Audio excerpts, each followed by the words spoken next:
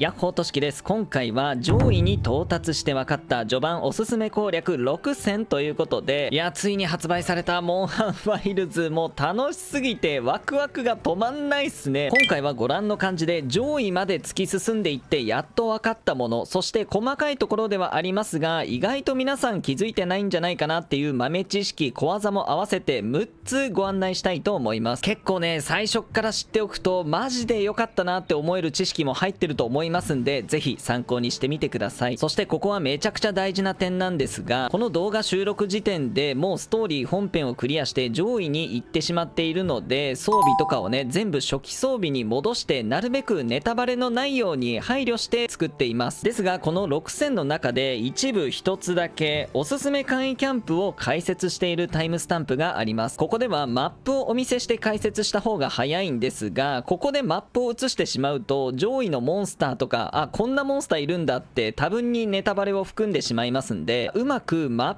プを見せないような状態で解説しています。安心してご覧ください。このチャンネルでは他のゲームタイトルの攻略や最新情報もアップしてますので、よかったらチャンネル登録と高評価よろしくお願いします。それではいくぞ。はい、序盤のおすすめ装備解説していきたいと思いますが、ここの解説は主に新規勢とか復帰勢中心になっていくと思います。結構モンハンたくさんやってる方はそんなの当たり前だよっていう内容になってしまうかもしれないんですが、おさらいがてらね見てもらうのもいいかなと思います。主にメインストーリーを駆け抜ける時の装備に関してですね、実はおすすめ装備って今回紹介するのは1個か2個しかなくて、あとはもうね本当にシンプルに防御力だけ追っかけてください。回のうちはこういう風に装備にいろんなスキルがついてると見えがちですがね、実際はねあんまり種類がないんですよ。そんでそんなに強くないんですね。だとしたらもう回はとことん防御力を突き詰めていってしまった方が結果楽だと思います。強いて言うのであればこちらインゴットヘルムですね。インゴットシリーズはもうモンハンでも超有名などの作品にも出てるようなシリーズなのでネタバレにはならないかなと思って紹介してみます。特にこの中で頭と腰の部分ですね、ここに精霊の加護がついています。防御力も16でこれを作って強化してしまえばまあまあな防御力になりますし、必要なものも鉱石だけなんですね。でこの精霊の加護っていうのはもうめちゃくちゃ強いで有名ですよね。効果発動時これ2つでレベル2になるのでダメージを 30% も軽減してくれる確率ではありますが、これめちゃくちゃ助かるスキルなので、特に新規勢とか苦手な武器をこれから練習しようとかアクション苦手な方は精霊の加護はねとりあえずつけとくとマジで良かったなってなるスキルだと思います。その他の部分に関してはもうこれは完全にお好みと防御力をシンプルに追いかけていってください。ストーリークリアは防御力重視でいけると思いますので頑張って進んでみてください。そして今後上位のスキルとか、僕は普段チャークを使ってるんですけど、弓とか太刀とかもたまに使ったりするので、そういった武器ごとのおすすめのスキルを積み込んだ装備とか今後動画で出していきたいと思いますんで、ぜひそちらもご覧ください。はい、それではオート移動する時の超便利なスリンガーでの採取の小技やってみたいと思います。これね実は意外と知らなかったよっていう方多いと思います。これをやるのとやらないのとでは最初の素材の集まり方が全然変わってきますので、ぜひ参考にしてみてください。今作モンハンワイルズから新しくスリンガーで素材をゲットすることができるようになりましたよね。セクレトに乗りながら L2 プラス丸ボタンでいろんなものをゲットすることができるんですが、これいちいちこうやって視点を定めていくと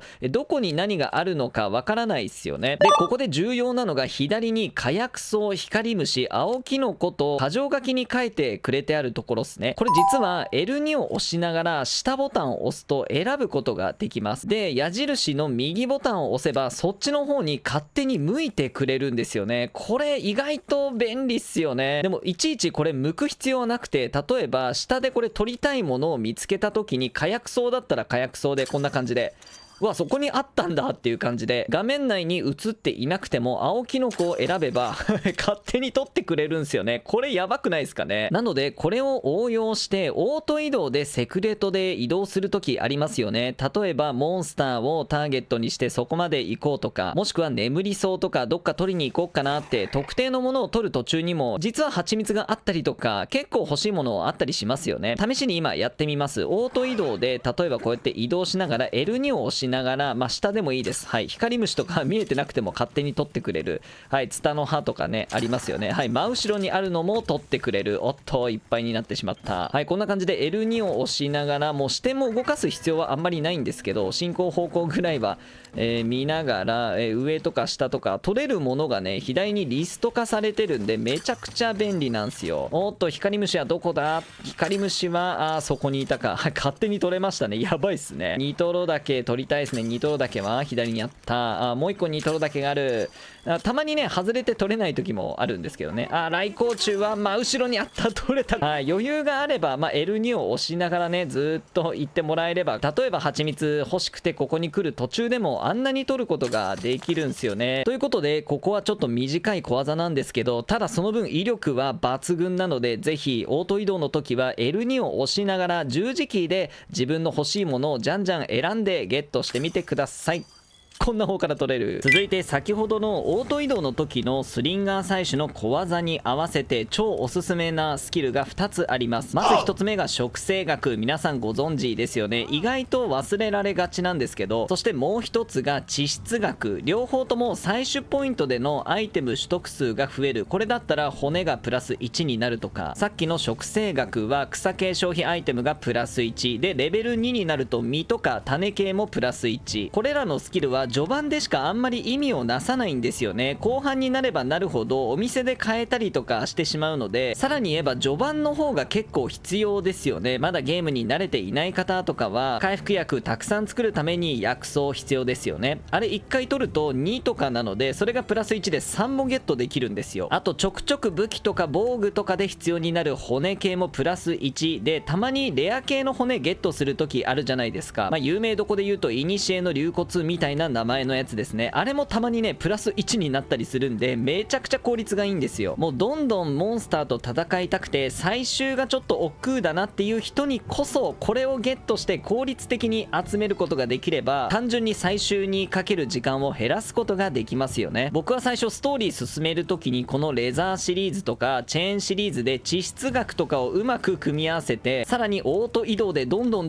ゲットしながらやってましたね。ここら辺の防御力を一応上げて、もう結構敵の攻撃きつくなったなってなるまでは頑張ってここら辺使ってましたね。またストーリーを進めていくと5石っていうものも作れるようになるんですが、ここの中でもねしっかり食生学とか地質学があるので、必要に応じてここら辺作ってみてください。もう飛躍はいらない〇〇〇が超強化やってみたいと思います。先に結果からお伝えしてしまいますと、こちらですね。こんがり肉、こいつが今作超強化を受けて、もはや古の飛躍いらないんじゃねっていうぐらいに上がっています。これもね結構気づいてない方多いと思います。なので今回はこちらの検証とうまく焼くコツも合わせてご紹介していきます。まずそもそも何がどうなったのかというと、こちら体力の上限が最大まで上昇し、体力とスタミナを回復する食料、もう書いてあることやばいっすね。前作までのモンハンではこんがり肉といえば生肉を焼く必要があるものの、スタミナを最大限まで回復してくれるただの便利アイテムだったんですが、本作はね体力上限までいっちゃうので、しかもね回復薬と同じ量ぐらいも回復してくれます。一つ食べきるのにちょっと時間はかかるものの、モンスターが移動した時とかに使ってしまえば全然問題ないので、かなり便利なんすよね。しかもですね、もっとやばいのがこんがり肉、こんがりって書いてあるんで焼くんですけど、生肉1個に対してうまく焼けば11個とか10個とか一気にゲットできてしまうんすよ。なので今生肉4つ持ってるんで、40個ぐらいはゲットできると、いやこれマジで古の飛躍いらなくなるんじゃないかな。でちょっと気になる一文が残っていますよね。体力の上限は一定時間で元に戻る。これがどのくらいで元に戻ってしまうのかっていう検証もしてきました。はい、まずはステータス体力100スタミナ100で料理の効果を何も受けていない状態で、これぐらいの長さですね。見やすくここら辺にしておきますかね。ここでこんがり肉を食べてみます。どうなるか。はい、結構食べるの時間かかりますね。結構食ってますね。はい、めちゃくちゃうまそうですね。はい、こんな感じで今ステータスが150、150と、マックスになりましたね。はい、この状態で最大値の状態がどれだけ維持できるのか時間を計ったところ、まず12分30秒のところでスタミナがちょっと1ゲージ分というか減りました。その後27分30秒のところでさらにもう1回スタミナが減りました。でそのまんま30分をオーバーしたという結果ですね。おやおやと思いますよね。はい、僕まだ体力のことを一言も言ってないんですよ。体力に関しては、30分を超えてもクエストに入って何回も倒されてみたいな実験をしてもね、全然減らないんですよ。やばくないですか？ 30 分を超えてからもう体力が減らないので、それ以上測っても別にもう1回ぐらいこんがり肉食うだろうっていうことで調べてはないんですけど、30分持ったらめちゃくちゃ便利ですよね。もちろん皆さん料理を基本的には食べて生活しますよね。この2つ入れれば効果時間が50分でお食事、防御術、小とかつくんですけど、これねよく見ると別に体力とスタミナが今のマックスの状態になって基礎攻撃力がプラス2とかで、なんか防御術ついて仕上げ食材入れてもなんか採取術とか特殊攻撃術とかちょっとしたバフしかつかないんですね。なので使い道としては基本的に料理で過ごしていて、料理を食べ忘れてやっべえ HP 減っちゃったって時はもうこんがり肉一択って感じですね。もしくはもう料理とかめんどくさいからこんがり肉たくさん持ってって食うわっていうのもいいかもしれないですよね。ただその場合は今回検証した結果でスタミナが12分30秒を過ぎると1ゲージ分減ってしまうので、料理で言えば50分はスタミナがずっとマックスのままなので、さすがにこっちの方がいいかなとは思います。ということでこんがり肉のやばさが、伝わったかなと思いますんで、肉焼きのコツやってみたいと思います。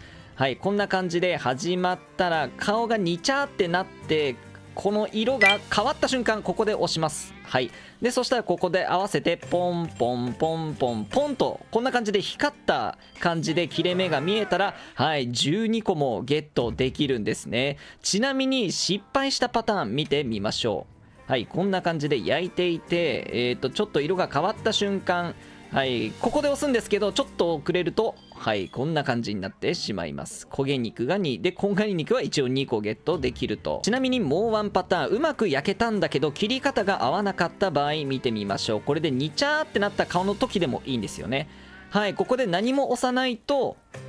こんな感じになります。はい、これだといくつゲットできるのかというと6個ですね。これうまく切るだけで倍の量ゲットできるんで、ちょっと練習してみてはいかがでしょうか。マジでこんがり肉やばいんで、ぜひ皆さんいっぱい肉食ってください。はい、アイテムポーチの小技やってみたいと思います。これもね結構気づいてない方多いと思います。さっき肉焼いたので携帯焚き火台がここにあるんですが、実際にバトル中でやべちょっと早くしびれはな、どこだ、しびれはな、どこだ、あれ長い、ここか、ここだ、よし。で次は回復薬は回復グレート、ここかみたいな感じで、結構このポーチって目的の場所にたどり着くまでめちゃくちゃ多いことないですかね。そんな時に実はアイテムポーチというところからこの欄で指定したものをオフにする機能がついています。例えば釣り竿双眼鏡とか捕獲用ネットとかは普段持っていてバトル中使わないっすよね。もちろん携帯焚き火台なんてどこで肉焼くねんってなりますんで、こういう時はオフにしたいものを置いて×です。こんな感じで赤いマークがつくんですね。焚き火台もいらないで、キャンプ設営キットもいらないですね。これができるのは固定アイテムと書いてあるジャンルのものですね。双眼鏡の下に固定アイテム書いてありますよね。なので狩猟アイテムだとかスリンガー弾はオフにはできないんですけど、こういうペイント弾とか使わんわみたいなね、これをオフにした状態だと、はい、こんな感じでめちゃくちゃ早くアクセスすることができるんですね。これ結構知らないっすよね。本当にちょっとした小技なんですけどね、回復薬グレートとか使わずにこれでね最適体力回復でやる方多いと思うんですけど、例えばホットドリンクとかクーラードリンクはいちいちセットしてないよっていう方はね、こういうのあるとすぐアクセスできるんでめちゃくちゃ便利です。ぜひやってみてください。はい、それではおすすめの簡易キャンプの場所全解説やってみたいと思います。といってもこれを解説するためにはマップを映さなければならないんですが、が、一応ストーリークリアして上位に入っていますので、このままマップをお見せしてしまうと、皆さんがまだ見たくないようなモンスターの情報とかネタバレがたっぷりとマップに移ってしまう可能性がありますので、こちらの簡易キャンプの親方のメニューを利用してモンスターを移さない方法で解説します。まずは隔ての砂原から。全部で13箇所ありました。結構探し回ったんですけど、この他にも見つけたよって方はコメントで教えてください。今回のおすすめの基準はこちらの設営安全度というところを見てください。基本的には安全というところを選びつつ、便利なところもしくはしょうがないところのみ不安定を選んでいます。で、危険と書いてあるところは割とねぶっ壊されてしまうので、おすすめはちょっとしにくいですね。今回は一つも選んでいないです。今ご覧いただいているマップは固定状態で北方向が固定になっています。それでは分かりやすくリストの一番上エリア3の南部から解説していきます。ここはクナファー村から西に行くとすぐ見つけることができますね。続いてエリア4鉱石洞窟。ここは隔ての砂原は上層、中層、下層と3つの高さに分かれていて、上ですね上層に位置します。ここへの行き方はベースキャンプを出てすぐ右に脇道があるんですね。ちょっと細い道でセクレトがぴょんぴょん飛んでいく道ではあるんですが、そこをまっすぐ行くと簡単に着くことができます。続いてここからすぐ近くのエリア4西部、こんな感じのマップになっています。はい、続いてエリア6谷の隠れ家。ここも安全なので設営済みですね。一番最初に紹介したエリア3の南部、ここから少し南下して右を向きながら歩いていくと通れる道があるので、そこからたどり着くことができます。はい、どんどん行きましょう。エリア8南西部。ここはまあ分かりやすいですね。クナファー村から東に進んだところ。続いて同じくエリア8南東部。続いてエリア9見晴し丘。エリア10南東部。こちらがエリア13みんな大好きオアシス。オアシスからちょっと北西に行ったところにエリア13西部があります。続いてエリア14地下水脈。安全でここはおすすめな場所なんですが、ここどこかというと、先ほどのオアシスがここで、ここのすぐ近くに下に潜れる道があるんですね。そこを順路をずっと辿っていくとすぐにここの地下水脈にたどり着くことができます。オアシスめちゃくちゃ便利なんだけど、ちょっと下まで潜ってこっちを選ぶことをおすすめします。そして上に戻ってオアシスから南東の方に進んだところのエリア16骨砂漠。不安定ですね。ここも一応おすすめです。そして最後ですねエリア16の北西部。ここは骨砂漠とどちらでもよくて、エリア17に行きたい時に1個作りたいなと思って選んだんですが、ぶっちゃけねこれは皆さんの好きな方でいいです。どちらでもいいです。はい、ということでこの設営済みのところ選んでもらえれば基本的にね困ることはないかなと思います。どこにモンスターが逃げ込んでも割と近いところから全般的にアクセスすることができますんで、ぜひ作ってみてください。続いて火の森。こちらは全部で12箇所ありました。上から順に行きましょう。エリア6の花咲く岩場。こちらはマップ番号6番がありますよね。あそこをちょっと南に行ってマップで言うとちょっと左、そこからキャンプに通じてる道がありますので行ってみてください。ここおすすめですね。2番目エリア7の大樹の木陰。これは6番と7番のちょうど間って感じですかね。3番目エリア8の洞窟湖。ここめちゃくちゃ便利ですね。安全地帯です。ここはマップ番号8番から普通に北上するだけで入ることができます。4つ目エリア8の南部。マップ番号7番に近いところですかね。結構南の方です。続いてエリア10の南西部がこちら。6個目エリア12の北東部。ここはさっき紹介した洞窟湖というところから下に行って左に迂回する感じで上に上がっていくとここに着きます。続いてエリア14の南西部。ここは上層エリアになります。火の森はこのタイプが下層で、この感じの形が上層の地図だと思ってください。そしてここは下層の13番のマップ番号から行くことができます。続いてエリア16の遺跡内部。ここは結構見つけづらいですね。下層のマップ番号15番からちょっと左上のところ道があるんですけど、そこをたどっていくとこの遺跡の内部に入ることができます。なんかねお魚とかがいたりしますね。続いてエリア16滝の秘境。ここは結構美味しくって蜂蜜があったりマンドラゴラが生えてたりと、で上層エリアで16番17番に行きやすいので、ここしかも安全ということでおすすめです。エリア17の大湖畔。ここもね結構いいポジションにあるんですけど、まあ不安定というところで、さっきのエリア16がね蜂蜜とかあったりしてすごい便利なので、まあここは作らなくてもいいかなといった感じでした。エリア18樹上高台、ここも安全地帯なんですけど、次に紹介するこちらエリア18の西部の方が便利なので、ここはスルーしてここを作ってみてください。エリア18の西部上層の部分なんですけど、ここからねいろんなところに実は行けたりするのですごく便利だったりしますね。はい、といった感じで割とねモンスターがどこにいても対応できる、分散できているファストトラベルかなと思います。続いて岩木谷見ていきましょう。一応現時点で8箇所発見済みです。岩木谷は3階層に分かれていて、これが上層、これが中層、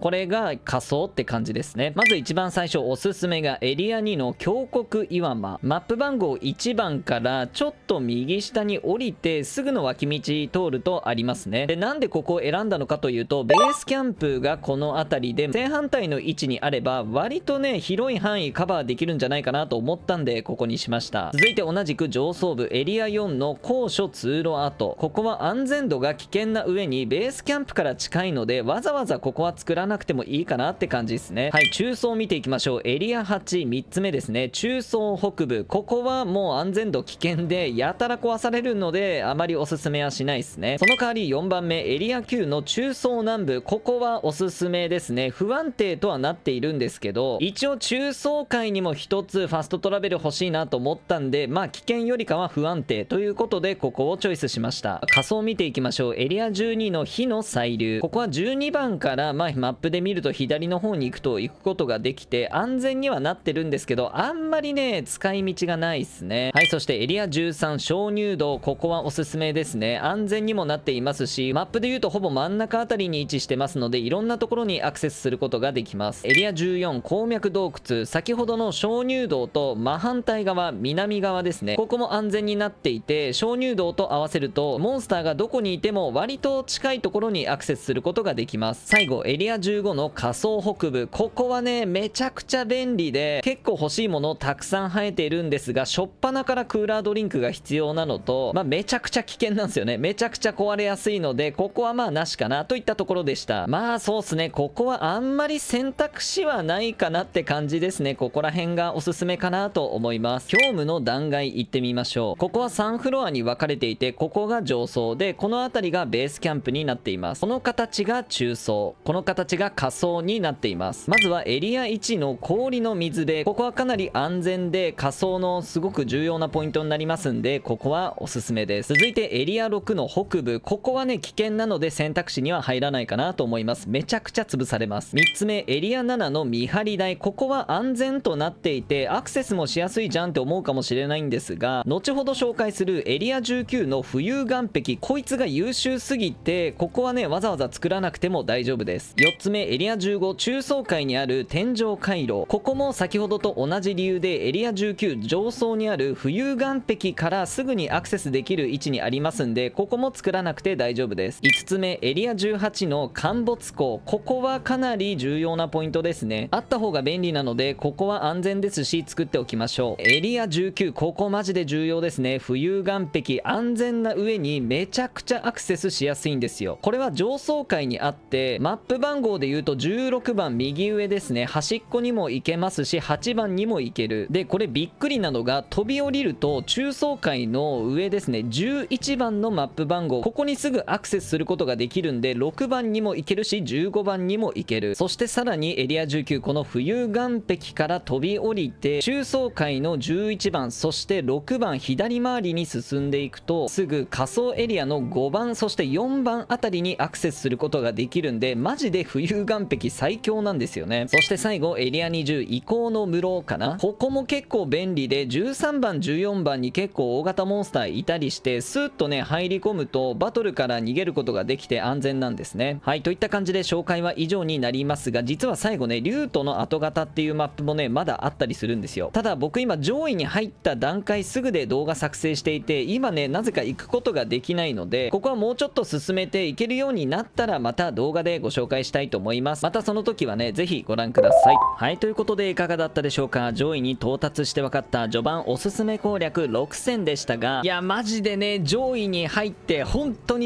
当に楽しみが尽きないですね。ぜひね、皆さんも簡易キャンプの場所を拡張していったり、こんがり肉がめちゃくちゃ便利だとかね、そういうのを存分に使っていただいて、どんどんストーリー進めていってください。今後も新規勢や復帰勢の方の参考になるような情報とか、もちろん玄人勢でも意外と見落としてるような情報とか見つけたら動画にしていきたいと思いますんで、ぜひチャンネル登録と高評価よろしくお願いします。以上、としきでした。さようなら、バイバーイ。